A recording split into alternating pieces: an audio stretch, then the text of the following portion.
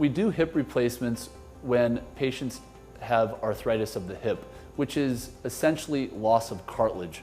So this is an example of a hip joint. Typically, there's normal cartilage on the ball, normal cartilage on the socket, such that in a normal non-arthritic hip, it is cartilage on cartilage. With arthritis, the cartilage wears out and it becomes bone on bone. Sometimes with the development of some bone spurs, oftentimes these are what decrease patients' range of motion and can cause pain. Hip replacement entails removing the ball, preparing the socket, and then placing implants such that the new joint is metal on plastic.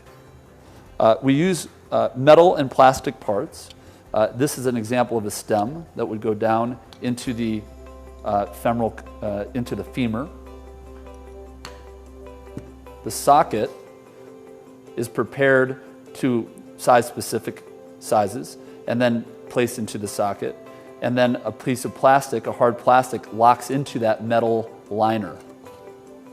This is an example of a half of pelvis. In this case, a ceramic ball on a plastic liner that now recreates a new hip joint, allowing for painless range of motion and improved function.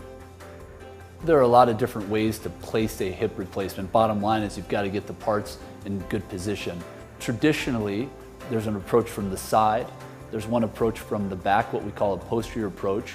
More recently, some surgeons are doing what we call an anterior approach, and even more recently, perhaps, what we call a direct superior approach, which is what I do. It's a modification of the posterior approach. It's done through a smaller incision. It's done a little bit higher up in the hip, which allows us to minimize the tissue damage associated with the traditional posterior approach.